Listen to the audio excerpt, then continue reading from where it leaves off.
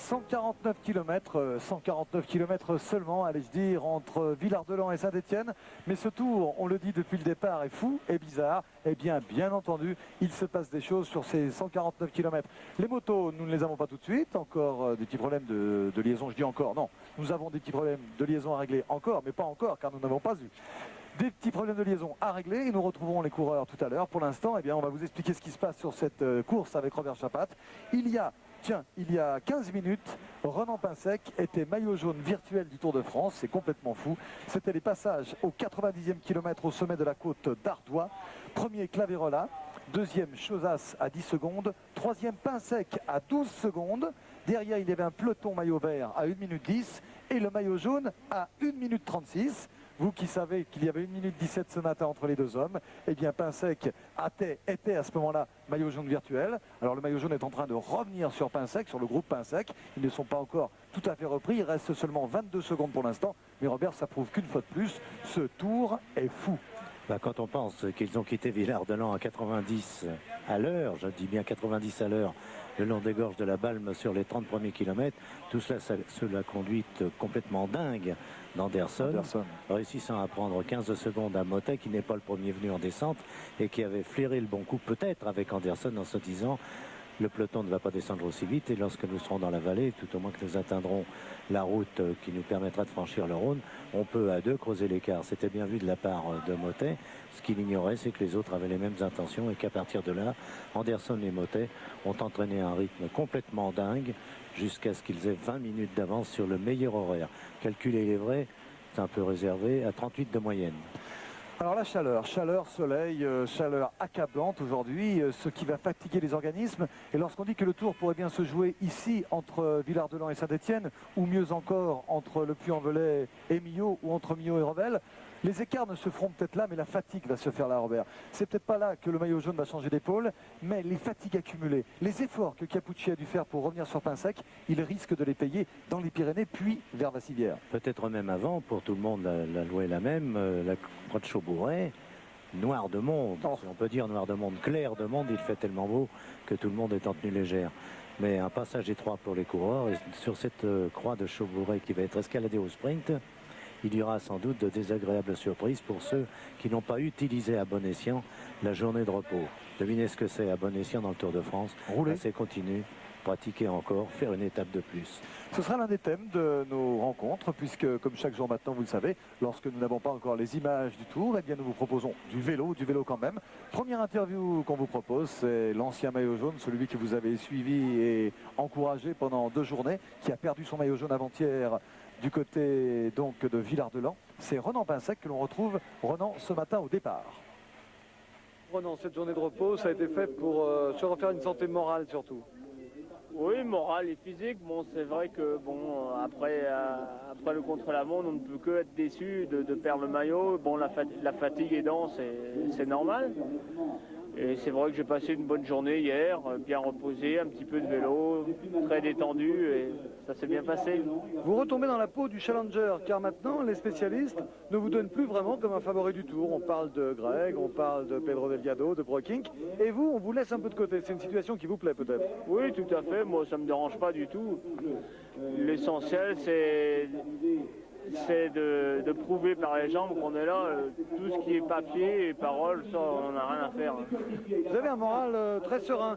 Est-ce qu'au départ du contre-la-montre qui vous a été fatal pour le maillot jaune, vous étiez un peu tendu ou est-ce que vous aviez toujours cette sérénité? Non, c'est vrai que j'étais un peu tendu. Et je pense que l'erreur que j'ai faite, c'est de dormir avant le contre-la-montre. Et bon, mon corps s'est peut-être mis en phase de récupération et j'ai jamais réussi à me faire mal, enfin ça n'allait pas du tout quoi, mais bon, c'est peut-être un mal pour un bien.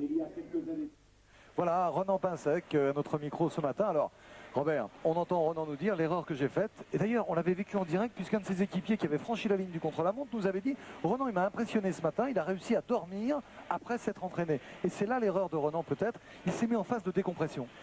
Une erreur qui n'est pas inhabituelle lorsqu'il s'agit d'un débutant avec d'aussi lourdes responsabilités, car la tâche, on la mesure mieux, la tâche de Renan Pinsec maintenant, c'était pas, enfin, il y a seulement 2 jours, c'était porter le maillot jaune en sachant qu'il y avait à l'intérieur de sa formation le vainqueur du Tour de l'an dernier, également champion du monde, et toujours leader officiellement de cette formation. Même si Pinsec pouvait considérer qu'avec 8 minutes d'avance sur les monts, il avait droit à certaines faveurs, il a eu ses faveurs, il en a peut-être un peu abusé, mais pour lui la situation était très instable. De là ce besoin d'oublier tout avant le contre-la-montre et peut-être de chasser les mauvais esprits. Voilà, avec d'autres rencontres ce matin, nous allons poursuivre ce tour d'horizon du peloton avec un autre Z, puisque les Z dominent le classement par équipe, le classement des casquettes jaunes. Nous avons rencontré Boyer qui avait été un des héros de ce contre-la-montre vers Villard-de-Lans, puisque vous vous en souvenez sans doute, il avait réussi à repousser les assauts des Once, des Espagnols de Once, pour préserver et consolider même la première place au classement général de l'équipe Z. On écoute ce matin au départ Éric Boyer. Boyer, la difficulté aujourd'hui, c'est de digérer la journée de repos. Voilà, c'est ça. C'est vrai qu'on relâche un peu la pression pendant cette journée de repos. On va un petit peu rouler. Mais je crois que c'est dans la tête, on est peut-être un peu trop décontracté et la remise en route est difficile. Enfin, ça va aujourd'hui, c'est pas une étape bien difficile, à part le final. Et on a quand même une bonne centaine de kilomètres pour se remettre en jambes. Donc je pense que ça devrait aller.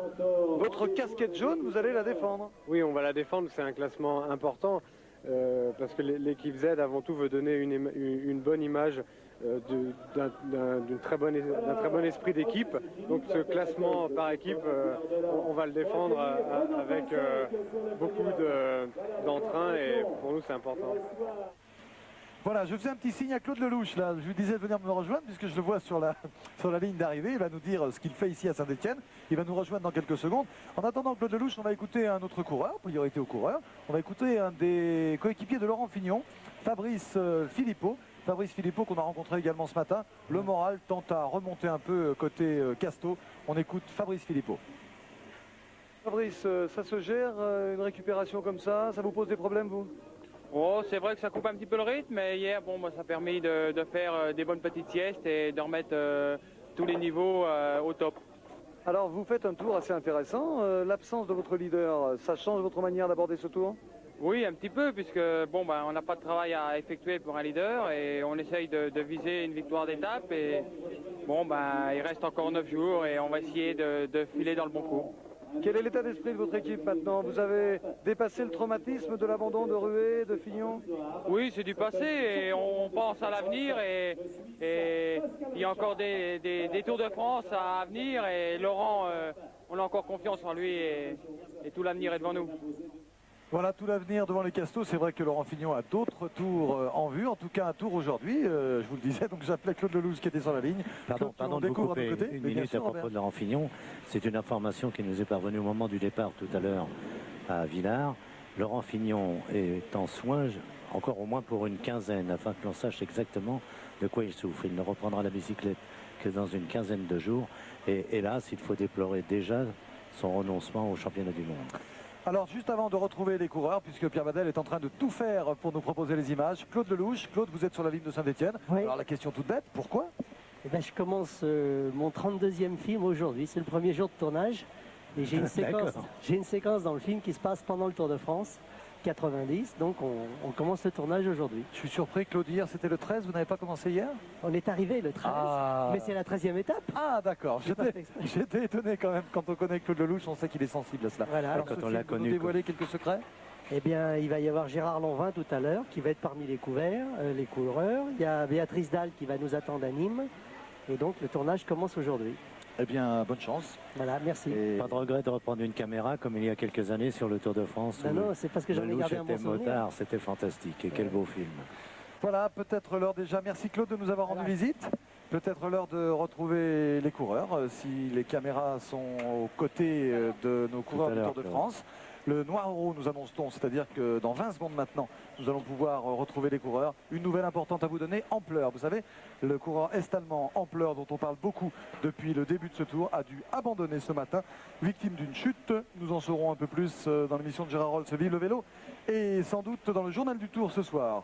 On retrouve donc un groupe de tête. Regardez, on retrouve Greg LeMond à l'antenne, avec Greg qui lance là un groupe. Et ben, écoutez, on est un petit peu dans le noir, hein, on doit vous l'avouer, car on ne sait pas bien ce dont il s'agit. C'est la moto numéro 1, donc sans doute est-ce le groupe de tête avec Greg LeMond ici qui mène une offensive. En tout cas, ça a l'air d'aller assez vite. Il a l'air de se passer pas mal de choses, puisque c'est un tout petit groupe qui est ici. Est-ce que Pierre Vadel me confirme que nous sommes sur la moto numéro 1 et qu'il s'agit du groupe de tête? Ou Jean-Paul sur la moto peut-être? Non. On n'a pas Jean-Paul. Alors, eh bien écoutez, on va découvrir le tour avec vous. On va essayer de deviner ce qui se passe. On va essayer de deviner ce qui se passe. Voilà. Nous, on pense en tout cas qu'il s'agit du groupe de tête, puisque nous avons notre moto dessus. Ce groupe de tête avec Éric Boyer qu'on a entendu il y a quelques secondes. Vous voyez que c'est bien. Andy Amsten est dans sa roue. Alors, bon, Boyer tout à l'heure qui nous disait qu'il avait encore de belles ambitions, non seulement dans le classement par équipe, mais lui individuellement. Andy Amsten derrière qui a pris le relais de Steve Bauer. Andy Amsten qui était le leader de cette équipe 7-Eleven sur ce Tour de France avant que Steve Bauer ne s'empare du maillot jaune. Ça, vous l'avez vécu avec nous depuis le début de ce Tour de France. On reconnaît derrière, donc on vous le disait tout à l'heure, Greg LeMond avec son maillot arc-en-ciel qui a l'air d'avoir beaucoup travaillé. Un groupe qui évolue assez vite sur des routes, Robert, qui sont tout à fait propices au vélo. On avait un petit péché d'envie tout à l'heure lorsqu'on voyait les coureurs avancer sur cette route. Ce sont des routes faites exprès pour faire du vélo. Oui, et avec un revêtement tout à fait parfait. Mais on est dans le berceau du cycle ici, vers le Mont Pilat, avec la course de côte du col de la République et puis tous ceux qui ont créé le cyclotourisme et se retrouvent chaque année, enfin leurs descendants se retrouvent chaque année dans les parages. On sait que parler vélo ici, c'est parler humain, parler simplement, parler mécanique, parler beaux bijoux, car tous les ans ils se retrouvent justement pour cela, par les braquets. Eh bien la tête de la course donc avec un groupe qu'on va détailler si la Moto 1 peut nous aider à le faire, avec Éric Boyer, donc on l'a vu tout à l'heure, avec Greg LeMond également, donc avec Brockink, automatiquement ça doit être là, Amsten. Là on est un peu parachuté hein, sur la course. D'habitude nous avons notre très cher Jean-Paul Olivier qui nous renseigne, Radio Tour. Là, pour tout vous dire, nous n'avons aucune liaison avec Radio Tour, ni avec Jean-Paul. Donc on va essayer de deviner avec vous qui sont les coureurs qui forment ce groupe. Amsten, Boyer, LeMond, sans doute Pinsec. Et sans doute Capucci. Je n'en suis pas persuadé. Normalement, il ne devrait pas y être pour expliquer la tenue de Boyer et de LeMond, mais en revanche, il y en a un qui devrait figurer dans ce groupe, c'est Pinsec. Sinon, LeMond et Boyer n'attaqueraient pas. LeMond. Donc Capucci n'y est pas. Les PDM sont là également. Il y a du beau monde. Vous voyez qu'il se passe toujours quelque chose. Lino est là. Amsten, on l'avait signalé tout à l'heure. Holm, Rux. Holm, le champion du Danemark en avant-dernière position, le voici. Toluk.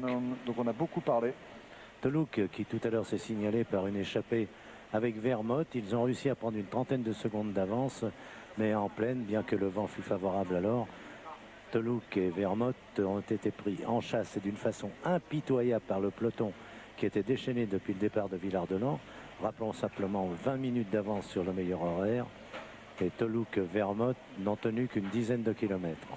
Voilà, on commence à y voir plus clair dans ce groupe. Patrick Toluk, vous l'avez dit. Brian Holm est là également. Il va y avoir Danens aussi. Et puis on reconnaît donc Lino, Indurain, LeMond, Amsten, Boyer. Il n'y a donc pas Ronan Pinsec.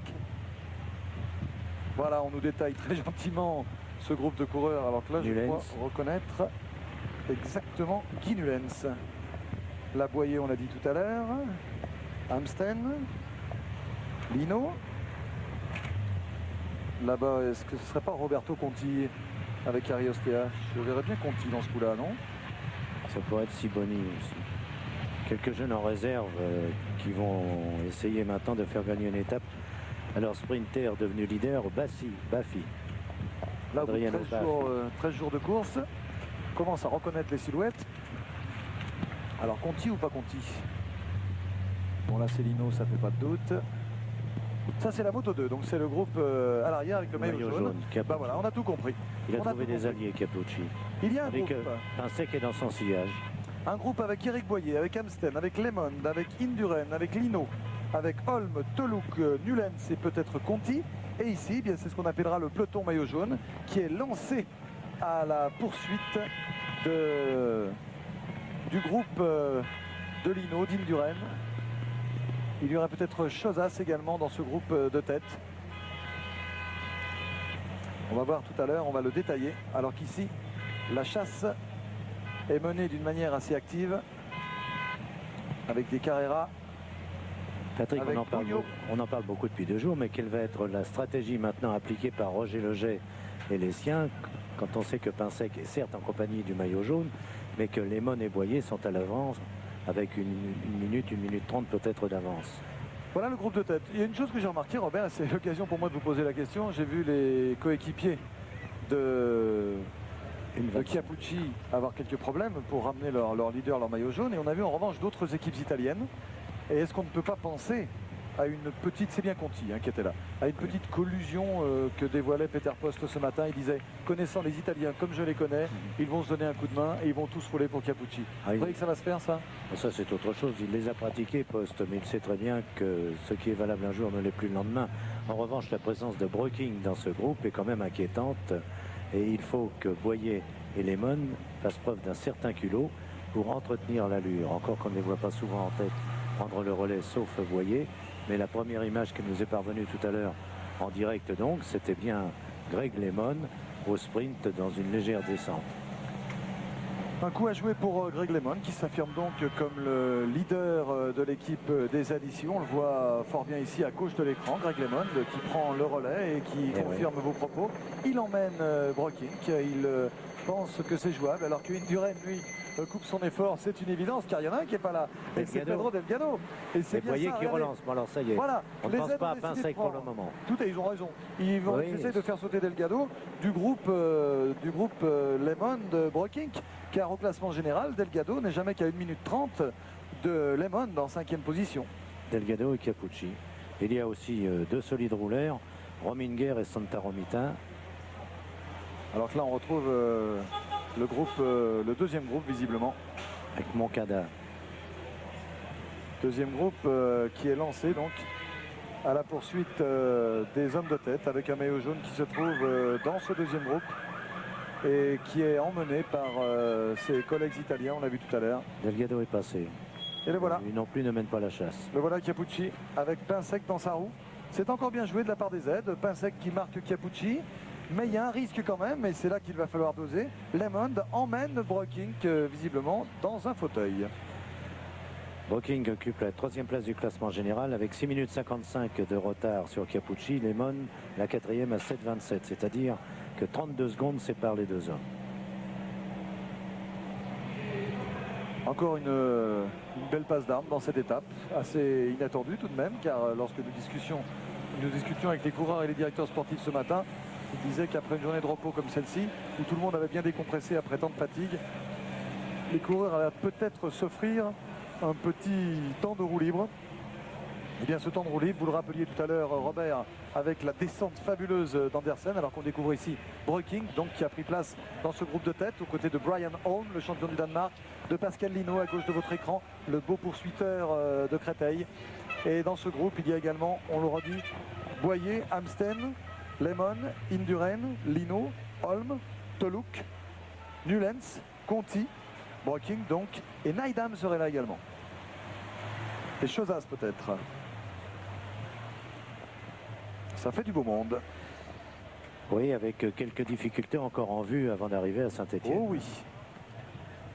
L'étape, on vous l'a dit, est superbe. Et là, on se retrouve au pied de ce qu'on appellera la côte du jour, du col de la Croix-Chaubouret. Nous sommes là à 13 km. On vient de passer Saint-Marcel-les-Annonais. Et il y a 1 minute 32 d'avance donc pour ce groupe. Le maillot jaune de Chiappucci n'est pas, bien sûr, pour l'instant, en danger, puisque Chiappucci, vous le savez, a 1 minute 17 d'avance sur Pinsec, qui n'est pas dans le groupe de tête. En revanche, Brockink Lemon ferait la très très belle opération du jour en devançant Delgado, Alcala et Bugno, les grands perdants pour l'instant, alors qu'on a vu les Carrera qui tentaient de faire l'allure pour leur leader Chiappucci, complètement piégé Chiappucci sur ce coup-là. Complètement perturbé aussi, maintenant qu'il est devenu patron, il vient de solliciter d'un coéquipier un bidon, lequel le coéquipier lui a passé immédiatement. Mais ça, c'est un geste chez lui qui transforme sa vie, car jusqu'ici, il était beaucoup plus habitué, dans les saisons passées, justement à transmettre le bidon à son leader. Image devenu étonnante. chef, c'est autre chose. Image étonnante ce matin au départ.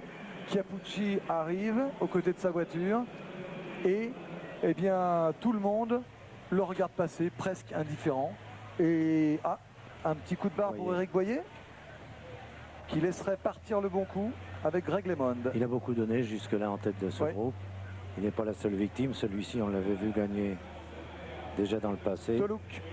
Toluk va briller dans des échappées solitaires. C'est un bon rouleur habituellement. Toluk et Boyer donc en difficulté, alors que ce groupe de devant avec une chaleur, bon sur les images bien sûr, vous vous rendez compte qu'il y a du soleil, le soleil qui ne nous quitte plus. En revanche, une chaleur éprouvante, épouvantable et difficile à vivre. Alors dans les voitures, c'est déjà pas facile, mais alors pour eux, ça devient complètement l'enfer, car ils sont collés à la route avec des portions très très dangereuses du goudron fondu sur la majeure partie de la route. C'est aujourd'hui une étape piège. Et qu'est-ce qui nous attend si ce temps se poursuit, si les orages n'arrivent pas? Demain et après-demain, ce sera terrible en allant vers le Causse Noire. En tout cas, aujourd'hui, pour en finir, une belle occasion pour Pascal Lino, justement, d'affirmer ses qualités, de prouver qu'il peut devenir un jour un grand du cyclisme. On le sait, on le devine un peu dans les courses par étapes réduites, mais sur le Tour de France, c'est la grande occasion ou jamais. Guy Nullens, lui aussi, éprouve quelques petites misères en queue de peloton. C'est plus difficile. Regardez comme la tête paraît loin déjà dans ce petit groupe. Greg LeMond qui relance tranquillement. On va s'intéresser à l'attitude de Breukink dans ce groupe. Breukink qui se doit tout de même de faire le travail également, car c'est un des grands bénéficiaires du jour. Et on n'irait pas très loin si on s'apercevait que Breukink ne fait pas sa part de travail. Alors que Lino a un petit problème, ou pas content, Pascal Lino. C'est bien un coureur d'avoir du caractère. Il boude, mais perd quelques longueurs. Là, c'est pas le moment, parce que regardez, personne, bien que tout le monde semble avoir les mains au haut du guidon, personne ne pédale avec aisance. Et Lino lui-même va devoir boucher un trou de 10 mètres que Nullens a comblé avant lui. Et Nullens ne voulait pas que ça s'aggrave. Alors ce n'est pas une ascension bien entendu comparable à celle qu'on a vécue dans les Alpes. Tout d'abord, c'est une des plus belles régions de France. Voilà ici Pedro Delgado sur le groupe numéro 2, juste derrière Alcala. Eh bien c'est une région, d'abord une des plus belles, disais-je, et qui nous propose des petits, on dit des petits coups de cul, c'est le terme du vélo, qui font mal, avec très peu de temps de récupération. Il y a 13 km d'ascension. Alors ce ne sont pas des côtes bien sûr à 10, 12 ou 14%, c'est du 5%, du 8%, mais toujours avec des petits faux plats, des petites successions de côtes qui font vraiment très très très mal. La région est réputée pour cela. Alors vient de se regrouper en 3e, 4e, 5e et 6e position Bugno, Alcala, Delgado et Lerareta. Le moment pour Alcala justement d'accélérer avec Delgado qui vient d'en prendre l'initiative. Et voilà, c'est parti. Delgado ou rejoint maintenant ou craque. Delgado à bloc, là regardez cette cassure qu'il a réussi à faire. Alors quand LeMond devant, on va savoir que Delgado revient, ça va peut-être tout changer à la tactique. Et il faudrait, dans l'hypothèse la plus favorable bien sûr, qu'un garçon comme Renan Pinsec puisse prendre ce genre de wagon. Car pour l'instant, les aides sont restés incapables de résister à cette accélération de Delgado, alors qu'on retrouve Fabrice Philippot, l'un de nos interlocuteurs. Oui, oui. Décidément, quand on fait une interview le matin, on retrouve tout de suite le coureur en action l'après-midi aux premières loges. Bugno, vous l'avez dit, Philippot, mais surtout Delgado dans ce groupe de 4. Et Lerareta. Delgado qui est lancé donc à la poursuite avec Marino Lerareta, lancé à la poursuite du groupe des 11 hommes de tête, puisque Boyer et Toluk ont été éjectés, si je puis dire, ont lâché ce groupe de tête par l'arrière. Un homme revient seul de l'arrière. Ça doit être un Colombien, mais c'est à Chiappucci. S'il ne réagit pas, c'est que Chiappucci a vécu jusqu'ici au-dessus de ses moyens, même bloqué par Pinsec, lequel a le même intérêt que Chiappucci à revenir sur Delgado et peut-être provoquer un regroupement général. Mais pour le moment, la course est tellement tendue que Palacio lui-même va faire l'expérience d'un homme seul sur cette route à la poursuite de Delgado et poursuivi par un maillot jaune du Tour. Sale situation. Alors la situation justement, résumons-la. Un groupe devant, à l'avant. Le voici ce groupe, emmené là par Breukink. Il y a Eric Boyer qui vient d'être lâché d'ailleurs. Amsten, LeMond ici en 2e position. Amsten est en 3e position. Indurain, Lino, Holm, Toluk a été lâché. Nullens, Conti, Breukink. On le voit ici en gros plan. Derrière, un 2e groupe s'est formé avec 4 hommes. Delgado, Lerareta, Philippot et Bugno. Bugno, repris peut-être comme les trois autres par Palacio, William Palacio, qui était lancé à la poursuite des 4 contre-attaquants. Un groupe de tête qui n'est pas au maximum de ses moyens, mais qui provoque donc l'hésitation de Lemon, lequel vient de perdre Boyer et sait que Pinsec à l'arrière est prisonnier pour l'instant dans un peloton avec Chiappucci. Le voici justement, Chiappucci. Chiappucci complètement piégé, on l'a vu, alors qu'il est déjà esselé, qu'il souffre, il grimace. C'est dire que Chiappucci ne perdra peut-être pas son maillot jaune aujourd'hui, mais qu'il fallait être sacrément optimiste pour le placer. Encore, sait-on jamais ce qui peut se passer dans les jours prochains, mais parmi les vainqueurs possibles du Tour, il n'a peut-être pas, lui qui court quand même depuis si longtemps chez les professionnels et qui n'avait jamais rien réalisé de formidable jusque-là, eh bien il n'avait pas réalisé quelque chose. Boyer est repris ici. Boyer, prudent. Il a peut-être fait le coup d'Indurain l'autre jour. Il va peut-être maintenant marquer le groupe de Delgado. S'il en a les possibilités, ce serait bien. S'il peut être utile à quelque chose ou à quelqu'un, ça serait surtout sur Pinsec. En tout cas, il a facilement repris le sillage. Le gros peloton revient. Le gros peloton, c'est celui du maillot jaune et de Ronan Pinsec. 5 hommes donc ici. Delgado, Lerareta, Filippo, Bugno et Boyer. Alors que Palacio, lui, n'a toujours pas réussi à faire la jonction. Sur la monoto numéro 3, on reconnaît Gilles de Lyon. Et dans le sillage de Gilles de Lyon, eh bien, c'est le maillot jaune piégé pour l'instant. Chiappucci qui est emmené là-bas par Criquielion, le champion de Belgique. Et l'on cherche Ronan Pinsec, oui, qu'on ne voit toujours pas à l'écran. Peut-être est-il un peu plus à l'avant. On va essayer de le découvrir ici. Il a abandonné le voisinage de Chiappucci, en tout cas. Alors, si la moto peut remonter là, on va chercher avec elle Ronan Pinsec. Car il serait étonnant que Ronan... Il n'y a pas Ronan. Oh là là, Ronan aurait été à l'arrière de ce groupe Chiappucci. Alors là, c'est vraiment encore une journée pleine d'informations. Notre moto numéro 3 ne nous montre pas Ronan Pinsec. C'est dire que Pinsec serait peut-être dans un groupe à l'arrière, à moins qu'il soit intercalé. Ce qui me semblerait un peu étonnant dans la mesure où on a vu tout à l'heure le groupe Delgado, Lerareta, Filippo, Bugno.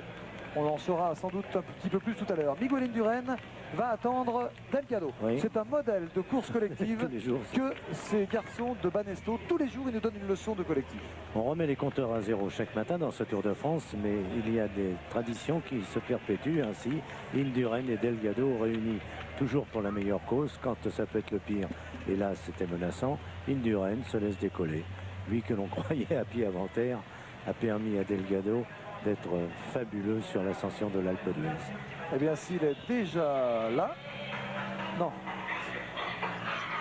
j'ai peur qu'il soit déjà revenu sur les autres. Ça prouverait qu'ils n'étaient pas loin derrière. Ici, c'est tout simplement Telouk oui, qui avait été lâché du groupe de tête tout à l'heure et qui aura peut-être du mal à prendre ce bon wagon. S'il descend bien, il reviendra immédiatement ce petit sommet franchi. Mais de toute façon, c'est secondaire sur la physionomie générale de la course. Dans ce groupe, on devrait retrouver Ronan Pinsec, là, dans ce groupe un peu attardé. Oui, le voici Ronan Pinsec. C'est l'hélicoptère qui nous propose ici avec son dossard numéro 8. Ronan Pinsec avec 2 camarades qui l'ont attendu. Et l'hélicoptère nous propose un écart. Et on va s'apercevoir sans doute qu'à l'avant là-bas, on découvrira le maillot jaune de Chiappucci. Et oui, c'est une bien mauvaise nouvelle pour les supporters de Ronan Pinsec.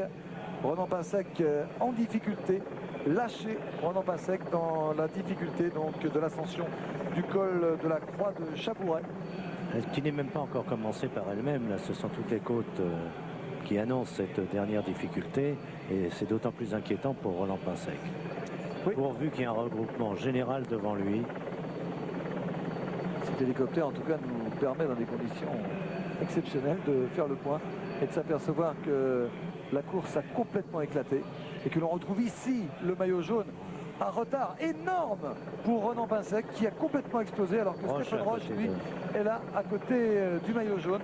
C'est terminé pour Ronan Pinsec aujourd'hui, semble-t-il.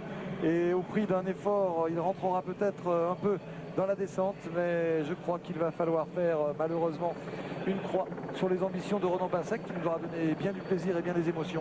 Mais pour l'instant, ça s'annonce assez mal pour lui alors qu'on retrouve ici le deuxième groupe, donc lancé à la poursuite de celui-ci. Du premier groupe, Greg LeMond, maillot ouvert, c'est maintenant une habitude, ça ne veut même plus dire qu'il est fatigué, il le fait tout le temps. avec à ses côtés Eric Breukink, les deux grands bénéficiaires de cette échappée si elle devait aller au bout. Ah, c'est un coup dur pour Pinsec quand même. Hein. Ah, bien sûr. Mais cette fois, Lemon avait dû obtenir le feu vert de Roger Leget.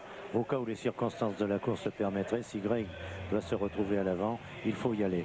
Alors certes, il y a Breukink, mais répétons-le, il manque Delgado, il manque Alcala, il manque Bugno, Criquelion, les Rareta. De toute façon, Breukink roule, donc Lemon n'a aucune raison de ne pas rouler et de ne pas faire l'effort. Ils font autant d'efforts l'un que l'autre. Ils vont en bénéficier s'ils arrivent au bout avec une perte de temps pour Delgado et plus encore eh bien, pour Pinsec, malheureusement pour lui, pour Alcala et pour Bugno qui est ici donc avec Delgado. Une course d'une très grande clarté finalement. Un groupe devant avec deux des leaders, c'est Lemon et Breukink, les 3e et 4e du classement général. Un autre groupe avec Delgado et Bugno ici, les 5e et 7e du général. Et puis à l'arrière, eh bien on s'accroche comme on peut. On s'accroche avec Chiappucci qui va peut-être réussir à sauver son maillot jaune. Et on s'accroche moins bien avec Renan Pinsec. Le voici, ce pauvre Renan, marqué par la douleur, marqué par l'effort, avec la Moto 3 qui est allé le chercher très très loin. Il n'est pas seul, Renan.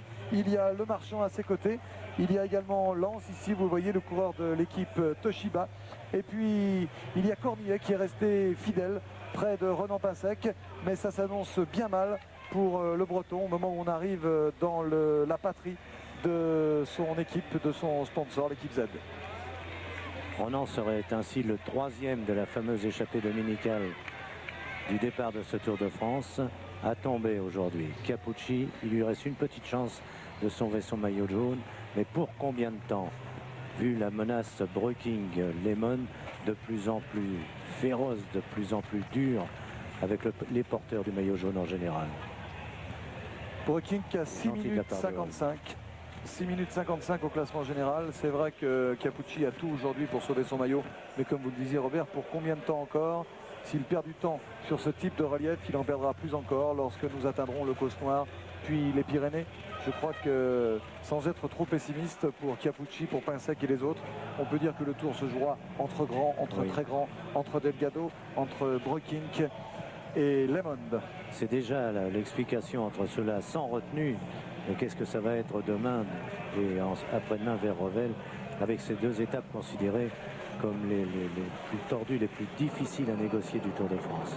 Ces deux parcours entre les étapes.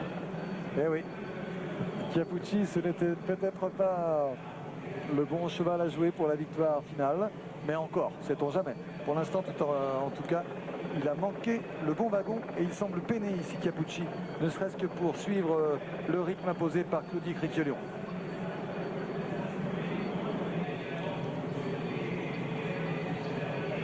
Oh là là, Chiappucci qui a du mal là, qui a beaucoup de mal à suivre. Notre hélicoptère suit. Il y a des partenaires qui ne restent pas assez à ses côtés. Oh là là, Chiappucci à son tour, deuxième gros coup dur, deuxième chambardement sur ce Tour de France. Après Pinsec, c'est Chiappucci et ses coéquipiers ne s'en sont même pas aperçus. Chiappucci, le leader du Tour, en travers de la route maintenant, on peut dire, enfin c'est une formule parce qu'il continue de rester assez droit. Robert, planté. 6 minutes 55 d'avance au classement général, 6 minutes 55 sur Breukink, avec un coup de barre comme ça, son maillot jaune pourrait bien être perdu dès aujourd'hui. Mais où sont ses équipiers, Robert? Où sont-ils? Il n'y a plus de police, on dit souvent, lui n'arrive plus à faire sa police. Et on nous annonce une bonne nouvelle en même temps que la mauvaise nouvelle pour les supporters italiens. La bonne nouvelle serait le retour de Jean-Paul Olivieri sur le peloton. Jean-Paul, on aura Jean-Paul Olivier. Gianpaolo. Non. Thierry Blanco peut-être. Eh bien non, ni l'un ni l'autre pour l'instant. Alors que le groupe de tête est de plus en plus mince, puisque on ne retrouve plus Tolouk, on ne retrouve plus Conti.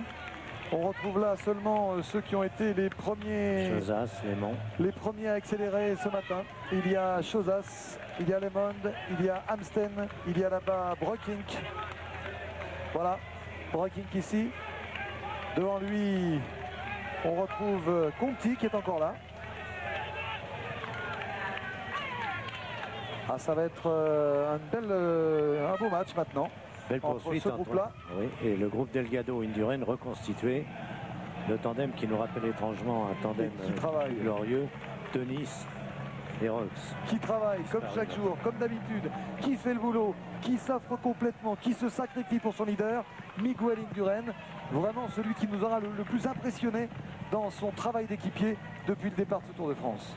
À Filippo, qui doit être fier de se retrouver dans ce groupe, lui devenu leader des Castorama, doit se demander de quelle voie se chauffe le dénommé Indurain. Il fait des ravages partout. Quant à Capucci, il s'accroche, il devient évidemment un peu plus lourd, son coup de pédale est heurté.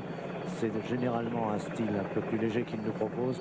Mais là, constatez comme nous l'écart terrible qui le sépare d'un peloton dans lequel il tenait sa place il y a seulement 5 minutes. Une consolation pour lui, il sait que Pinsec est encore plus mal en point à au moins 2 minutes de lui, Patrick. Oui, c'est assez inouï de trouver un garçon qui porte le maillot jaune aussi isolé. C'est même complètement scandaleux de la part de ses équipiers, car il y avait des équipiers à lui dans le groupe de devant. Oui, mais on l'a laissé. Il a disparu un peu trop tôt. On l'a laissé, on l'a sacrifié, alors que c'est un soviétique de l'équipe Alpaloum qui revient sur lui ici. Il va trouver là un allié de circonstance, mais ce sera sans doute insuffisant. Il ne peut même pas prendre la roue. Ce pauvre Capucci qui ce matin, je vous disais, était un peu isolé. Les gens disaient tiens, c'est le maillot jaune. Il s'avançait timidement parfois pour lui demander un autographe, tandis qu'il y avait 200 personnes autour de Lemon, autour de Delgado, autour de Stephen Roche même, qui n'a même plus son mot à dire dans le classement général. Mais les gens s'approchaient d'eux. Capucci, lui, était complètement anonyme, alors que Konichev a l'air bien décidé à lui donner un coup de main. C'est normal, ils sont tous les deux perdus ici, tout seuls. Il a trouvé un bon grimpeur en sa compagnie. Il a Konichev, locomotive d'école, qui est passé souvent parmi les 3 premiers. Il est même étonnant qu'il se retrouve aussi loin, alors Capucci va sauter sur l'occasion, c'est le cas de le dire. Chozas, Conti, Lemond, Breukink, qui sont donc en tête de cette course pour l'instant. Et Amsten pour compléter ce groupe, ils ne sont donc que 5. 5 en tête, Chozas, Lemond, Breukink, Conti, Amsten. Derrière un groupe avec Indurain, Delgado, Filippo, Bugno. Voilà donc la situation, alors que d'autres bien sûr sont intercalés. Alors que... Et pour mieux fixer, il faut préciser que Capucci doit occuper actuellement le 60e ou 65e rang, parce qu'il y a 2 gros pelotons devant. Quant à Pinsec, vers le 80e. Exactement, avec Pinsec, comme vous le soulignez. Les 5 hommes de tête. Chozas ici, de dos. Devant lui, Conti, l'Italien. Un peu plus loin, Greg Lemon, le champion du monde. Plus loin encore, Breukink et Amsten. Ce groupe lancé donc avec 1 minute 15 d'avance sur le groupe Delgado. Groupe Delgado où l'on reconnaissait Filippo tout à l'heure, mais également Indurain, le coéquipier de Delgado. Le voici ce groupe à 1 minute 15 maintenant, où il y a également Gianni Bugno. Et Lerrareta. Et en effet Marino Lerrareta. Alors qu'on va retrouver dans ce groupe également d'autres hommes qui ont été lâchés du premier. On peut retrouver par exemple des garçons comme Pascal Lino, comme Holm, comme Nulens, qui ont disparu tout à l'heure du premier groupe. Konichev, Capucci, une amitié est en train de naître. Oui, une amitié. Vraiment parce que les circonstances l'exigent. D'ailleurs, Konichev ne veut même pas s'offrir ce luxe de se retourner vers celui qui porte quand même le maillot jaune du Tour de France. Et pour les photos présentées dans l'avenir aux petits-enfants, c'est quand même important de dire, regardez, c'est le jour où j'ai largué le maillot jaune dans le Tour de France. Enfin, pour l'instant, plutôt que de le larguer, il est en train de le ramener gentiment. Ce qui fait partie des alliances de course dont on vous parle assez souvent, puisque Konichev n'a aucune raison de ne pas rouler, il faut bien qu'il rentre. Le groupe de tête de face, le groupe de tête de face qui lui roule à vive allure. Costaud aujourd'hui, le père Lemon. Greg Lemon, facile. Lui et Breukink. Breukink dans la roue. Faites vos jeux pour le classement final du Tour de France. Le vainqueur est par là, entre Breukink, Lemon et Delgado. Lancé derrière avec, pourquoi pas, Bugno, qu'il faut préserver encore un peu. Alors que les autres semblent maintenant parfaitement éliminés de la course à la victoire finale. C'était vers la droite, ça veut dire qu'il s'est offert une dent de moins. Amsten, assez mystérieux, on affirme un peu partout dans son entourage, sans vouloir parler trop fort, qu'il a très bien préparé ce Tour de France, qu'il y a pensé tout spécialement et que c'est la leçon donnée par Alcala dans les courses par étapes aux Amériques qui l'a incité à préparer le Tour, car il estimait qu'il avait au moins la valeur pure d'Alcala. Alors il occupe quand même la 10e place au classement général avec seulement 13 minutes 58 secondes de retard, c'est-à-dire à moins de 4 minutes de Breukink. Et puis on voyait tout à l'heure Claude Lelouch, et bien puisque Claude Lelouch est là, Charles Girard, notre ami Charles Girard, a fait son apparition sur la ligne d'arrivée. Charles, qu'on côtoie en ce moment beaucoup dans le monde du tennis, mais qui est là aux côtés de Claude Lelouch, et ça ne surprendra à personne. Le groupe donc des contre-attaquants, Indurain toujours, avec bien calé dans sa roue, Pedro Delgado. Derrière Bugno, bien entendu. Marino Lerareta, voici Gianni Bugno, voici Delgado et Indurain. On va s'offrir une petite promenade. Plus qu'à 50 secondes du groupe Lemon. 50 secondes du groupe Lemon, dans les faits c'est confirmé. Et merci à Raymond Bousseau qui nous fait passer ces informations. 50 secondes donc de retard pour le groupe Delgado. Le groupe Delgado qui est lancé avec ici Gianni Bugno à la poursuite donc de Chozas, Lemond, Breukink, Conti et Amsten, alors que Filippo, Lino, Holm, comme on le prévoyait tout à l'heure, ont réussi à prendre ce wagon. Filippo qui nous fait une belle impression, le nouveau leader des Castos. Oui, on est à la recherche de révélations françaises, car Pinsec ne pouvait être qu'une confirmation. Là, il est en train d'éprouver justement ce que c'est que de passer à l'étage supérieur. Sans mauvais jeu de mots, car il s'agit effectivement d'escalader, de combler encore une dénivellation de 100 mètres, mais l'étage supérieur, c'est de se retrouver avec des hommes aussi prestigieux. Le maillot jaune figure actuellement à 2 minutes 15 secondes de ce groupe. C'est fini pour Fabrice, pour l'instant tout au moins. Un coup de pompe pour Fabrice Filippo, pour Pascal Lino, mais on est content de voir tant de Français ici. Oui, hein. oui, les deux jeunes Français ne font pas là du travail inutile, au contraire. Ils s'endurcissent. Et encore un coup de barre, cette fois-ci pour Brian Holm, le champion du Danemark. On se retrouve entre grands devant, entre très grands avec Indurain, Delgado, Bugno, Lerareta. Alors que ça va être un match 5 contre 5 maintenant, qui va avoir lieu, 4 même seulement ici. Je crois que nous avons là, l'image est bientôt réunie, les 10 premiers à Paris du classement général. Alors ce qui est quand même formidable, c'est de les voir dans cette étape-là, car il est vrai que dans le Tourmalet, il est normal de retrouver les premiers du général, mais même dans cette étape-là, et c'est l'habitude sur le Tour de France, depuis quelques années, on retrouve des passes d'armes comme ça dans tous les types d'étapes. Dès qu'il y a un relief comme celui d'aujourd'hui, parfait pour les attaques à vélo, eh bien les leaders n'hésitent pas à engager les grandes offensives. Oui, la moyenne montagne qui ne dépasse jamais 1200 mètres, et ça sera le cas en franchissant le col de la Croix de Chaubouret. La moyenne montagne dans le Tour de France a toujours provoqué d'énormes dégâts. C'est pourquoi n'anticipons pas, mais je pense que demain et après-demain, les coureurs ils pensent davantage que nous. Je pense qu'on va enregistrer des écarts presque énormes. Allez, un nouveau point sur la course pour que tout soit clair. Breukink ici mène la danse devant Greg LeMond, devant Andy Amsten, devant Conti qui est là-bas et qui fait aussi une très belle étape, et devant Eduardo Chozas. Groupe de 5 donc, qui compte actuellement une 50aine de secondes d'avance sur un autre groupe où il n'y a plus que 4 hommes. Merci Pierre Vadel de nous les montrer. Ces 4 hommes, Indurain en tête, bien entendu, qui fait le travail pour son leader Delgado. Delgado bien caché dans sa roue. Derrière lui, Gianni Bugno et enfin Lerareta. Indurain, Delgado, Bugno, Lerareta. C'est le groupe de 4 lancé à la poursuite des 5 échappés. On y voit vraiment très très clair dans ce Tour de France. L'un des moments les plus intenses depuis le départ de Poitiers, depuis la première étape. Alors que les visages apparaissent sur cette ligne d'arrivée, visages connus, visages de coureurs, mais tout à l'heure, mais pour l'instant visage d'acteur, puisque comme nous le disait Claude Lelouch, eh bien Gérard Lanvin fait son apparition pour tourner donc ses premiers coups de manivelle, comme on dit, on est presque dans le vélo, ses premiers tours de manivelle du film de Claude Lelouch dont on reparlera tout à l'heure. Gianni Bugno à l'image. Impassible, c'est le sphinx Bugno. On ne sait jamais s'il est fatigué, s'il est facile, s'il prépare une contre-attaque, s'il se laisse ramener volontairement ou s'il ne peut pas participer à la poursuite. En tout cas, il l'accompagne bien. En effet, il l'accompagne bien avec Indurain, toujours impressionnant. Indurain qui emmène Delgado. Il aura le prix, en tout cas à notre sens, du meilleur équipier pour l'instant.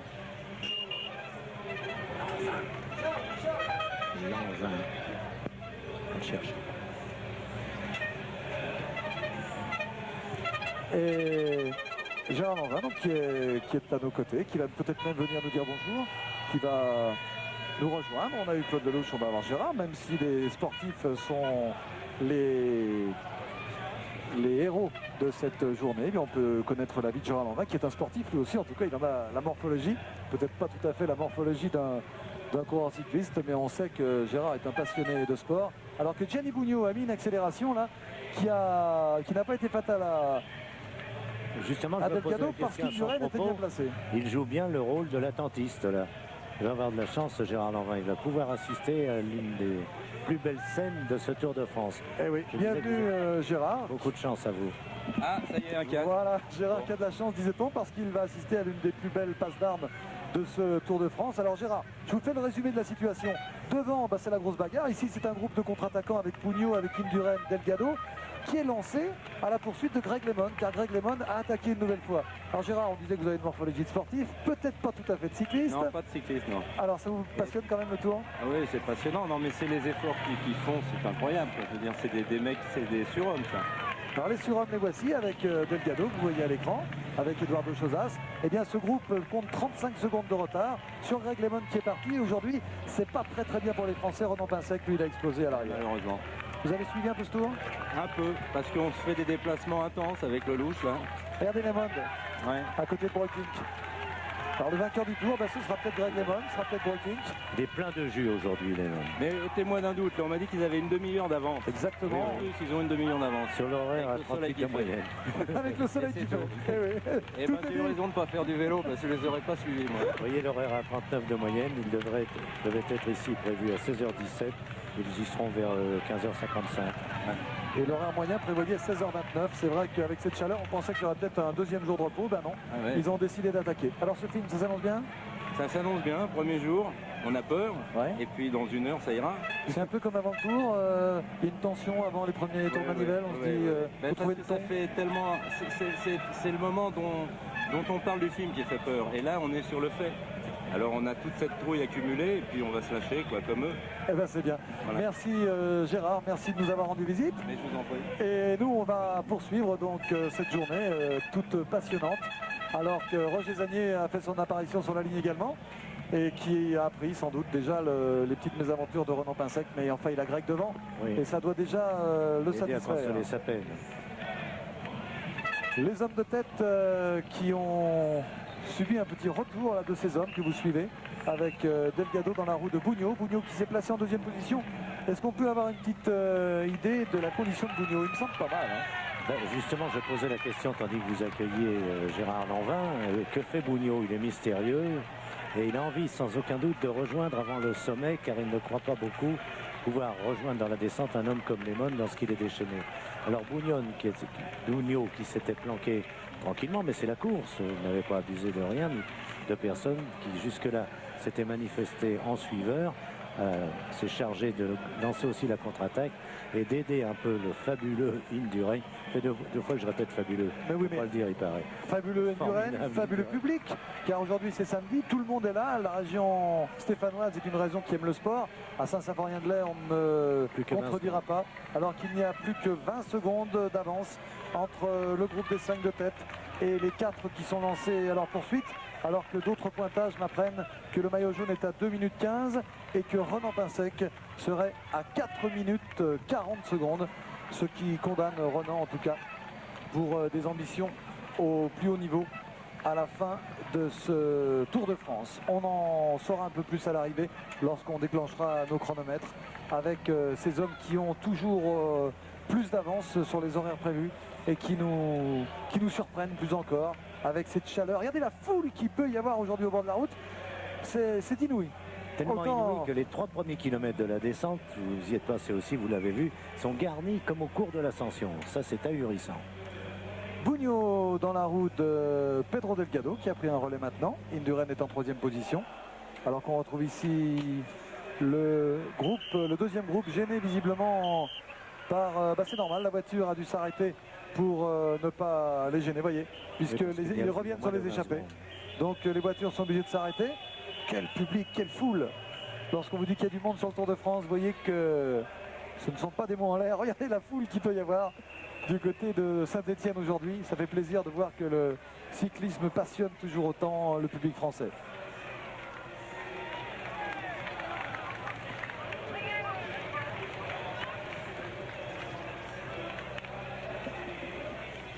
Voilà, groupe qui a du mal à frayer son passage. Avec Rick Lyon qui est obligé de baisser la tête pour éviter une banderole et un drapeau.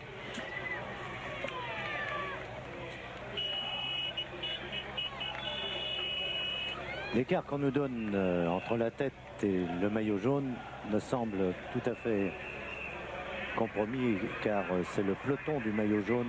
On avait pris l'habitude de dire le peloton du maillot jaune, et comme il a disparu sans ni trompette du peloton, je crains fort que Chiappucci soit au moins actuellement à 6 ou 7 minutes. Je suis tout à fait d'accord avec vous, Robert, car on nous annonce le groupe maillot jaune tout près derrière Delgado, mais ce groupe maillot jaune ne porte sans doute pas très bien son nom, car dans le groupe maillot jaune, comme vous l'avez fort bien dit, Robert, je crains fort qu'il n'y ait pas de maillot jaune.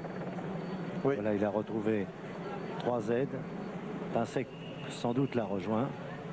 Non, c'est la Millard, Valsol. Je pense qu'il était derrière. Il était derrière, Pinsec. Ils ne peuvent pas l'attendre quand même comme ça éternellement. Oui, surtout qu'il faut penser au classement par équipe. Et que Forest... Chiappucci prend des relais maintenant. A disparu celui qui l'a accompagné longtemps, Konichev. J'appelais Boyer-Forest, il faut le faire. Boyer donc était bien placé et il faut penser que le classement par équipe se fait sur 3 hommes et que Millard qui est là avec Valsol doit également penser à ce classement par équipe, mais enfin ils ne vont sûrement pas rouler pour ramener Chiappucci vers l'avant. Évidemment. Il n'a pas de chance, il a trouvé des compagnons, mais ce sont des geôliers. Quelle belle image que cette... Konichev s'est débarrassé du maillot jaune. Barrière humaine. Oh là là. C'est superbe. C'est le Tour de France, voilà, résumé dans cette image. Un beau 14 juillet quand même. 14 juillet qui ne sera pas fêté en tricolore aujourd'hui parce que dans les 5 puis les 4 qui suivent, on ne relève aucun nom français, vous l'aviez sans doute remarqué. Alors que Millard ici ne fait pas l'effort bien sûr pour aider Chiappucci. On se retrouve avec les hommes de tête, ils sont toujours 5. Il y a toujours Chozas, Conti, Amsten et bien sûr Lemond et Breukink. Greg Lemond qui en fait beaucoup, qui veut visiblement distancer Delgado. Il a plus peur de Delgado que de Breukink. C'est un indice. Oui, de toute façon, comme il ne peut pas sortir les deux de la même journée, il se contente de Delgado, ce qui ne serait déjà pas mal. Mais Delgado n'est qu'à 15 secondes d'eux. Il est arrivé au cours Foriel, lieu traditionnel d'arrivée ici à Saint-Étienne. C'est pour dans moins de 15 minutes. La descente est très très vive, avec des passages assez dangereux d'ailleurs. Il y a une longue ligne droite et d'un seul coup un grand virage sur la gauche qui nous a fait un peu peur tout à l'heure. Et on espère que tout se passera bien, car au terme de cette descente très tranquille, il y a un virage à 90 degrés sur la gauche qui peut être assez dangereux. Oh, Pedro a du mal à suivre Indurain dans la descente. C'est vrai que Miguel est un spécialiste de ce genre d'exercice. De toute façon, tout bénéfice pour les grands leaders parce qu'ils se font mal et on sait que les grands préfèrent les courses difficiles. Et si Delgado aujourd'hui se fait mal, alors qu'on retrouve ici un troisième groupe avec Stéphane Roche, avec Gilles de Lyon. C'est bien, Stéphane semble bien en forme aujourd'hui avec Rick Lyon. C'est donc le troisième groupe qui se retrouve ici, lancé à la poursuite du groupe Delgado. On va appeler ce groupe le groupe Criquelion. Tiens, l'ancien champion du monde mérite bien qu'on donne son nom à un groupe. D'autant qu'il réalise une excellente course aussi. 29 secondes d'écart entre le groupe Delgado Indurain et le groupe de tête Amsten Lemond Breukink. Avec Amsten qui, c'est le moins qu'on puisse dire, ne se fait pas très mal dans les relais. Et Chozas, qui était parti tout à l'heure pour gagner seul s'il avait su, enfin il pouvait le prévoir quand même, s'il avait su qu'il allait engendrer une telle bagarre et que les victimes seraient les deux premiers du classement général, car la tournure des choses, Patrick, fait que au classement général, ça va être un resserrement extraordinaire entre les 10 premiers. Il y avait 6 minutes 55 pour Breukink qui était troisième, donc n'ayant pas appartenu à la première échappée du premier jour, mais Chiappucci et Pinsec, la minute 17 de retard sur Chiappucci, pour Pinsec sera vite envolé. On verra Breukink, Lemond, Delgado, Alcala, Bugno, Criquelion et les autres, tous resserrés en moins de 2 minutes. Et on peut voir Breukink en jaune ce soir, si d'aventure Chiappucci connaît autant de difficultés que tout à l'heure. Mais il y a une avance qui peut être intéressante aussi, c'est l'avance de Lemond, car Lemond avait 1 minute 30, 1 minute 29 également d'avance sur Delgado. Et s'il arrive à prendre encore une petite trentaine de secondes, ça ferait 2 minutes. Et je sais que Greg a peur, dit que Delgado sera son adversaire le plus dangereux. Et il serait bien heureux l'ami Greg. Regardez Greg qui accélère là. Lui, il ne veut rien laisser passer. Il se sent fort. Il ne veut rien laisser passer. Il veut distancer Delgado. Et il relance ce groupe ici avec cette position. Parlez-moi de cette position, Robert. Sur son étrange guidon d'un vélo venu d'ailleurs. Voilà la position que recherchent souvent les mônes. Mais il la trouve dans les descentes extrêmement rapides comme celle-ci. Et il est vrai que les quelques secondes où on l'a aperçu avec cette position donnaient de lui une autre idée de l'aérodynamisme que les autres n'ont pas encore découverte. Toujours le même, toujours Miguel Indurain qui assure le train dans sa roue Gianni Bugno, alors que le maillot jaune, lui, sans doute très loin derrière, est en train de tenter de sauver son maillot. Oh, ça devrait être possible quand même, 6,55, ça me paraît beaucoup. Il invite Millard à prendre les relais, évidemment Millard ne passera pas. Ça.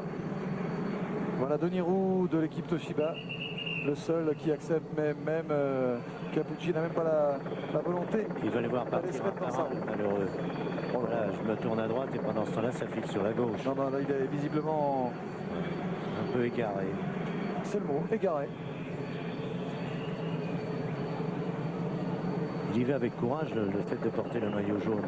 Demain, il sera peut-être plus anonyme, mais se battra toujours autant. Il semble portant pas au bout du rouleau, mais il donne beaucoup de coups de roue libre dès que quelqu'un se propose pour un relais. Malheureusement, il est entouré de 3 hommes de chez Z.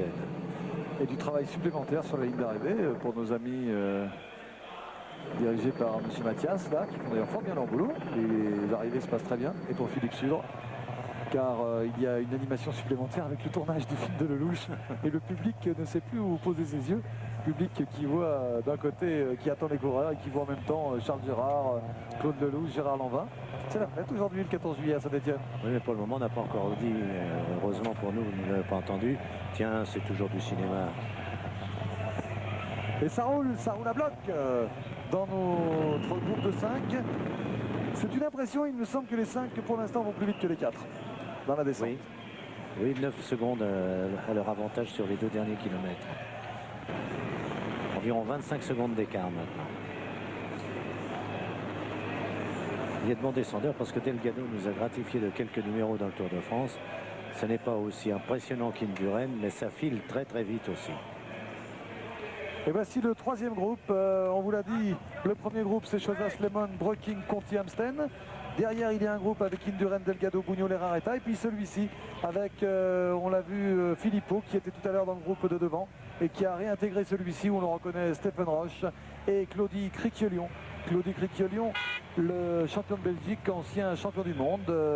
Intéressant de voir ce groupe où je n'ai pas vu Alcala, mais enfin il a pu nous échapper puisque Raul Alcala n'a pas de maillot distinctif, on ne le reconnaît qu'à son maillot PDM. Donc dans les grands leaders de ce Tour de France, eh bien ce serait le grand perdant, Raul Alcala, avec bien sûr Pinsec et Capucci.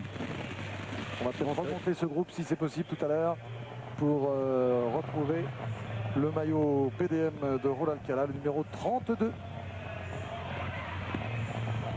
Là on s'active. Saint-Étienne est en bas, Roche-Taillé tout proche. Et puis il y a autre chose, Robert, c'est que Greg Lemon fait partie de l'équipe Z. Nous sommes à Saint-Étienne. Et oui, ça n'a quand même pas dû, il leur a échappé. La présence du patron d'une industrie le matin au départ auprès de ses coureurs indique qu'à la fois il voudrait bien les voir briller et qu'il supplie les coureurs de ne pas être ridicules tout au long de la journée, car le soir ça l'afficherait mal. Là, je pense que ça affichera bien pour oui, Greg Lemon, je crois aussi. qui est l'un des grands animateurs de la journée avec Breuking, avec Conti, qu'il faut souligner encore.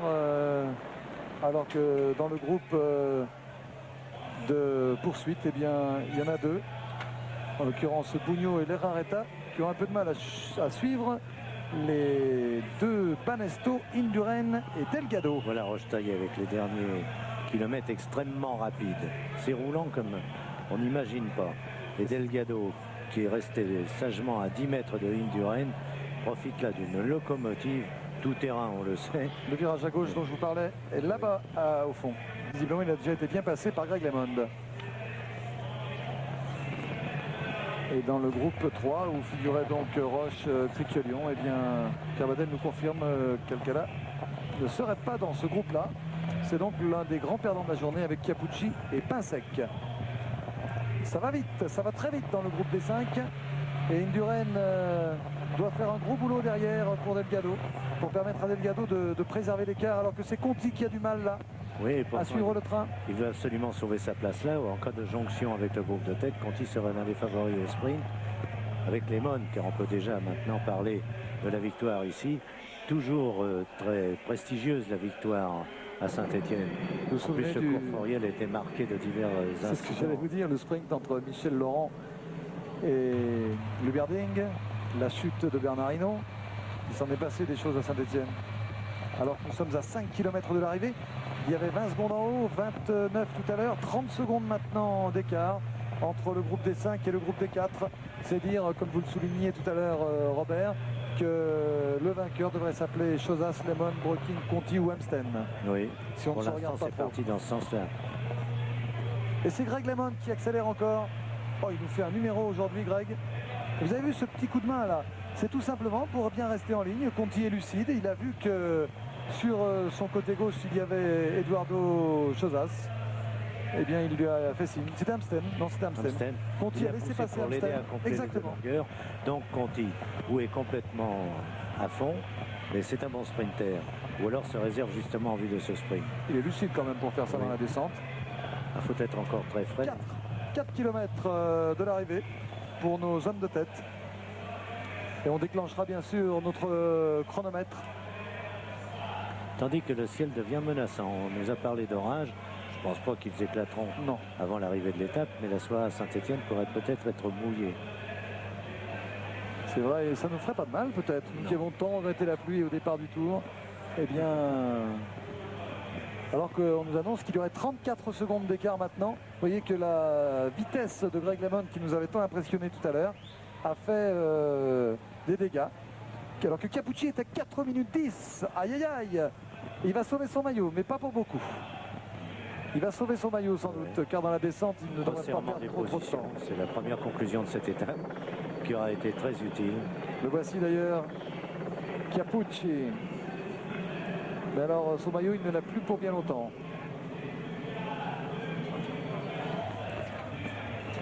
Ouais. Pour qui la victoire aujourd'hui?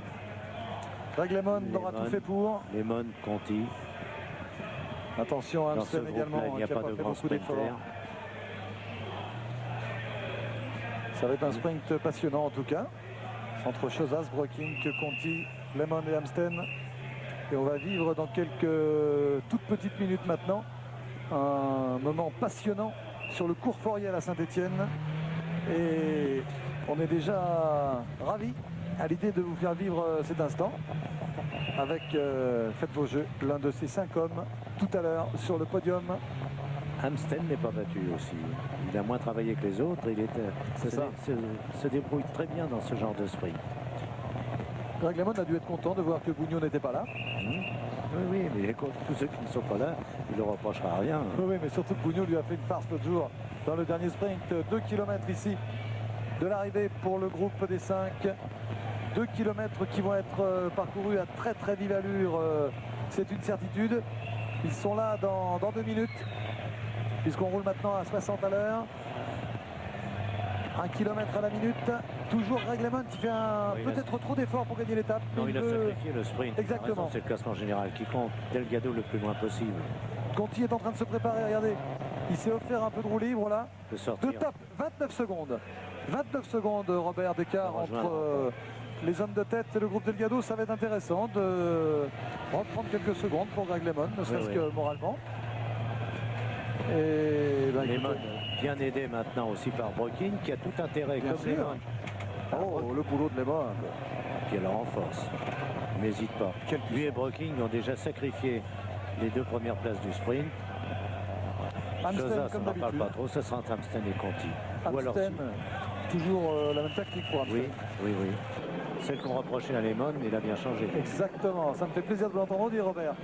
C'est vrai que je n'aime pas quand on attaque Lemon sur sa tactique. Il prouve quand même en ce moment que c'est un sacré courant panache tout de même. Et aujourd'hui surtout. Hein. Avec son accent, il va nous dire, c'est ça le panache peut-être. Et c'est vrai que ce panache, Pourquoi vous lui répétez toujours le mot panache puisque vous savez qu'il n'aime pas ça. peut-être parce que je l'aime bien, je ne m'en cache pas. C'est un garçon qui a des qualités, c'est le moins qu'on puisse dire avec son palmarès. On en parlait ce matin d'ailleurs du côté sympa des coureurs du peloton. Cette année, plus encore que les autres années. Capucci a trouvé des amis compatissants. Comme vous dites. Et voici l'arrivée. Greg LeMond en tête donc pour assurer, comme vous le disiez Robert, la différence de temps. C'est le chrono qui l'intéresse. Vous disiez, il a sacrifié sans doute la victoire à l'étape. Il va tenter de la jouer quand même, mais c'est vrai qu'il a fait tellement d'efforts. Et c'est Chozas qui est en train de piéger tout le monde pour l'instant en tout cas. Chozas, Amstel vient enfin en tête de la course. C'est rare de voir Amstel en tête d'une course. S'il est en tête d'une course, c'est pour la gagner. Ce n'est pas pour rouler, mais il va être piégé par Broking ou Chozas. Je verrai plutôt Chozas de notre côté. Je ne me mouillerai pas, nous ne sommes pas dans l'alignement. Chozas ou Broking. Chozas à l'intérieur, Broking à l'extérieur. Je verrai plutôt de ce côté intérieur Chozas peut-être, mais il a peut-être été sauté par Broking. On le saura tout à l'heure. Pour l'instant, ce qui nous intéresse, c'est de savoir l'écart qui existe entre Greg LeMond, Broking et le groupe Delgado pour savoir ce qu'il va reprendre au classement général. Attention, top, 30 secondes tout rond. Reprise, ça fait plus d'une minute d'avance, c'est intéressant ça. Reprise par LeMond sur Delgado. Alors Broking ou Chozas, vainqueur de l'étape à 44 600 de moyenne. Rendez-vous compte, 44 600, absolument époustouflant. Alors que la lutte continue pour l'Italien là. Et que quand vous le pourrez, Pierre Vanel, vous nous proposerez la caméra placée sur la ligne d'arrivée. Broking à l'extérieur ou Chozas à l'intérieur. Chozas avait l'avantage jusqu'à quelques centimètres de la ligne, mais Broking a fini très fort. Alors officieusement, pourtant les sprints ici sont gagnés sur la droite. Oui. Broking était donc nettement plus fort puisqu'il est revenu sur l'extérieur. Mais je ne suis pas certain qu'il ait réussi à sauter Chozas.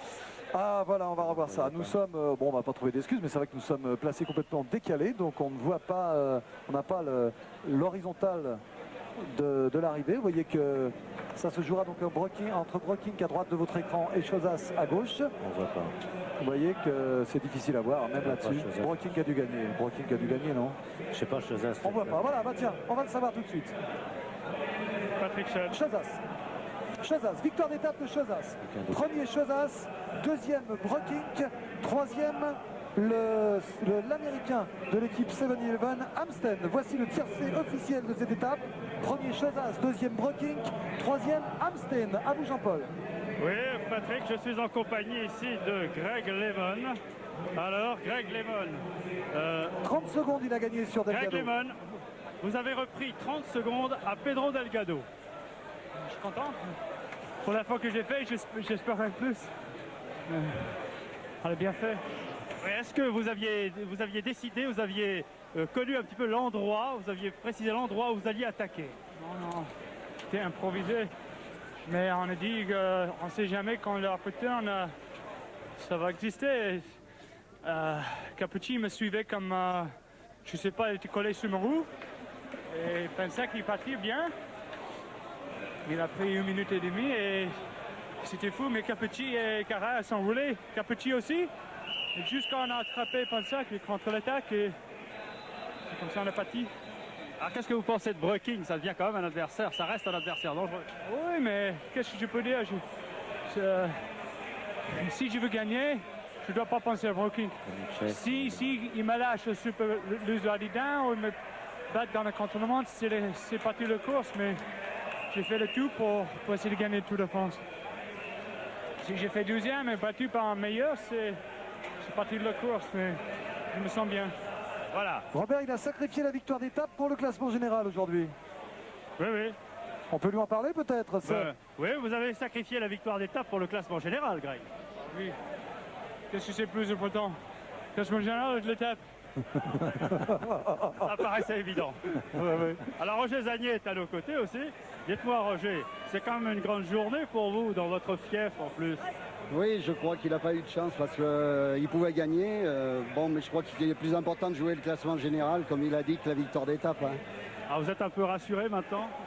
Ah, mais moi j'ai toujours été sûr, hein. À aucun moment j'ai douté. Voilà, c'était les propos donc de Roger Zagné. Alors qu'il y a un match qui se poursuit là entre Capucci et Broking. Capucci doit franchir la ligne moins de 6 minutes 55 après Breking, qu'il y a 4 minutes 18 là qu'il est passé. Donc ça veut dire que Chiappucci va conserver son maillot, mais pas de beaucoup, puisqu'il perd plus de 4 minutes 30. Et Chiappucci qui prend les affaires en main, vous voyez, pour réduire l'écart, et qui va se retrouver ici moins de 5 minutes avant l'arrivée de Breking, qui est classé deuxième donc de l'étape derrière Chozas à l'issue d'un sprint fort spectaculaire ma foi. Voilà, top 4,53, 4 minutes 53, puisque vous savez qu'on prend le temps sur le premier du groupe et que tout le groupe est classé dans le même temps. Et bien officieusement ça fait 4 minutes 53, il avait 6 minutes 55, il lui reste seulement 2 minutes 02, 2 minutes 02 d'avance pour Chiappucci. Il a perdu le Tour de France. Certainement, à moins qu'il ait récupéré d'une façon somptueuse d'ici à demain matin, Breking et les autres vont le harceler jusqu'à Roselle afin que les Pyrénées donnent le classement final. Alors Lehmann et Breking réunis cette fois pour déloger Chiappucci de sa première place devrait avoir le dernier mot. Maintenant, dernier intérêt de cette étape, Pinsec, où en est-il? Où va-t-il se retrouver au classement général? Il va se retrouver loin. Alors que Jean-Paul, client pour nous. Oui, Fabrice Philippot. Alors Fabrice, que pensez-vous de cette étape? Ça a attaqué sans arrêt. Bon, je ne sais pas, mais la moyenne doit être très très importante et, presque 45, et ça roulait vraiment vite. Et c'est bête parce que dans le final, j'étais vraiment... j'étais avec... 45 de moyenne. J'étais avec les costauds et ils m'ont fait sauter à 2 km dessus parce que c'est bien dommage parce que je pense que ça a fait quelque chose de bien. Vous êtes le jeune du peloton, là, vous avez un œil avisé. Alors que pensez-vous de la suite des événements en quelque sorte? Delgado a perdu encore 30 secondes sur Lehmann aujourd'hui. Alors que pensez-vous de tout ça? Oh là là, moi je dis rien puisque la course est très très folle et demain ça peut être le contraire ou ça peut être quelqu'un qui est à 5 minutes ou 10 minutes au général qui peut remonter devant. On peut rien dire. On peut rien dire, c'est vraiment la course folle. Voilà, bonne analyse de Fabrice Philippot, en tout cas, qui est au sein du peloton, qui est le meilleur jeune de ce tour. Motet vient de passer seulement, ça prouve que Charlie, l'attaquant de la première heure, comme on le rappelait tout à l'heure avec Anderson, eh bien Charlie Motet a été une nouvelle fois distancé et toujours pas de Ronan Pinsec, alors que vous découvrez donc une nouvelle fois le classement de l'étape avec Eduardo Chozas sur le podium. Près de 7 minutes que les coureurs sont arrivés et Eduardo Chozas est déjà récompensé. Mais Charlie Motet n'est toujours pas là. Dites-moi, Chozas, c'est un obstiné quand même, une victoire. C'est ce que j'allais vous rappeler. Dans le Tour de France, il ne fait aucune course par étape sans en gagner au moins une dans le Tour de France. C'est quand même suprême. 85, 86, 87, 3 années de suite. Là, 88-89, il a été un peu en dedans. Et il nous refait le coup de la victoire d'étape.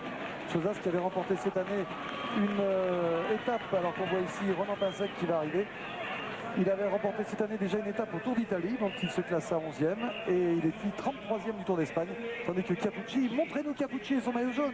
Chiappucci doit profiter là de son maillot jaune. Il ne l'a peut-être pas pour très longtemps. On l'aime bien Chiappucci, mais on ne parvient pas à être optimiste. Et la ligne d'arrivée là, top 7 minutes 47. 7 minutes 47 pour Pinsec. C'était bien de voir passer Pinsec, qui a perdu 7 minutes 47. 4e au classement général. Oh oui, oui. Il va bientôt retomber dans les profondeurs du classement. Chiappucci, Lehmann, voilà l'ordre du classement. On va avoir Jean-Paul Olivier avec un client. Oui, j'ai notre ami Ronan Pinsec ici.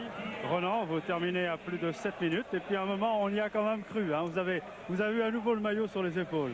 Et puis après, tout a basculé. Là, disons que bon, j'ai essayé de me glisser dans les échappées au départ. Ça allait à peu près bien. Et bon, sur la fin, dans le dernier petit col, j'ai plus de jambes, je suis lessivé. Qu'est-ce que vous pensez? Greg Lehmann reprend 30 secondes aujourd'hui à Delgado. La course continue, toujours aussi folle, aussi débridée.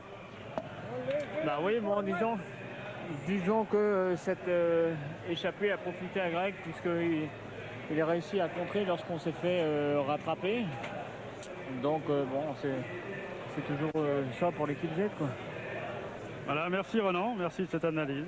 Merci. Alors qu'on vous rappelle donc que Capucci demeure maillot jaune, vous l'avez vu, avec 2 minutes 02 pour nos calculs. Ce sera peut-être pas exactement cela, ce sont nos calculs officieux. 2 minutes 02 d'avance sur Brockink. L'une des informations du jour, eh bien c'est pas un sec qui saute, on vous l'a dit, mais c'est aussi Lemon qui reprend après de gros efforts tout de même, mais qui prouve qu'il a confiance et qu'il est fort. Eh bien Lemon qui reprend 30 secondes à Pedro Delgado, et ces 30 secondes, là, quand on se souvient du Tour de l'an passé, ces 30 secondes pourraient bien être importantes dans les jours qui viennent. Le temps de souligner que Claverola conserve bien entendu son maillot à poids de meilleur grimpeur. On le consolide même. On reçoit Gérard Rolls pour parler de Vive le vélo. Gérard, au menu de la cour du Tour aujourd'hui. Alors la cour du Tour, le rendez-vous donc dans un quart d'heure avec Patrick Chen, Jean-Paul Ollivier, Robert Chapat, ce sera l'histoire du vélo face aux jeunes qui montent, aux jeunes qui arrivent. C'est vrai que le Tour de France, plus que dans beaucoup d'autres grands événements comme les Jeux Olympiques, comme la Coupe du Monde de foot, fait sans arrêt référence au passé, à la légende, à l'histoire du vélo. Alors est-ce que c'est pas trop c'est bien d'avoir une histoire, d'avoir une grande histoire dans l'histoire dans un sport. Mais est-ce que c'est pas trop sans arrêt de faire référence à Coppi, à Anquetil, aux anciens? Est-ce qu'aujourd'hui il n'y a pas des jeunes qui méritent simplement d'avoir la première place, d'être dans les gros titres? Alors ce sera le sujet de la cour du Tour. Donc Patrick Chen dira place aux jeunes, Jean-Paul Ollivier dira l'histoire du sport, et Robert Chapat avec son bon sens habituel tirera les leçons de tout ça. Et il y aura beaucoup d'invités et beaucoup d'images. Eh bien merci Gérard, on vous donne rendez-vous donc dans quelques minutes maintenant, alors que Lille-Holt franchit la ligne. On a vu tout à l'heure Jean-Claude Bagot, des garçons assez éprouvés aujourd'hui, et qu'on vous propose donc la confirmation du classement officieux que nous vous donnions. Premier Capucci, deuxième Brockink, troisième Lemond, et derrière eh bien, on trouve bien sûr Delgado et les autres. On en saura un peu plus dans quelques secondes, alors que je récupère mes dossiers pour tenter de vous présenter un classement encore plus complet. Donc premier Capucci, deuxième Brockink, troisième Lemond. Delgado doit se trouver, il était à 1,29, il doit se retrouver maintenant à 1,59, donc près de 2 minutes de retard pour Delgado sur Lemond. Et ça pourrait bien compter. Alcala lui a sauté. On retrouvera Bugno, semble-t-il, à la 6e place du général, alors que je reverrai bien, c'est arrivé au ralenti, moi, alors qu'on voit Delgado et Bugno. C'est ce qu'on vous donnait. Capucci, Brockink, Lemond, Delgado, Bugno. Et derrière, eh bien, on va retrouver le perdant du jour, Alcala, et également Ronan Pinsec. Retenez bien ces écarts, on va en parler beaucoup dans les jours à venir, alors que Daniel Thierry nous propose une nouvelle mouture du sprint, avec au centre de votre écran Amsten, à droite Brockink, à gauche Eduardo Chozas. Là on ne va pas voir grand chose, si je puis dire, on va voir ce qu'on a vu nous. Voilà ce qu'on a vu nous, et ce qui nous a donc incité à attendre un peu. Voilà, cette image là est beaucoup plus révélatrice. On voit que Chozas l'emporte assez nettement finalement, un quart de roue. Un quart de roue pour Eduardo Chozas, qui remporte sa 4e victoire d'étape dans le Tour de France. Voilà Robert, on s'attendait à une journée un peu tranquille, et ben c'est encore raté. Ah, vous appelez ça? On s'attendait à une journée tranquille. Oui, c'est le Tour fou. Le Tour fou qui se poursuit pour notre plus grand plaisir, pour le vôtre j'espère, alors que des coureurs coupent encore la ligne maintenant. On se retrouve dans quelques minutes chez Holtz en ce samedi de Sport Passion, animé par Daniel Casal. Salut Daniel. Merci à Robert Chapat, à Jean-Paul Ollivier. Merci, je suis là pour ça. On remerciera pas Thierry Blanco. Je sais qu'il était là, mais la moto aujourd'hui n'a pas fonctionné. Thierry, on le retrouve demain. Merci à Pierre Badel pour ces images, à Daniel Thierry pour le suivi d'Antenne 2. Au revoir. N'oubliez pas les rendez-vous d'Antenne 2 pour le Tour de France. Vive le vélo et le journal du Tour. Et demain, le direct direction Millau. J'y suis arrivé. Salut.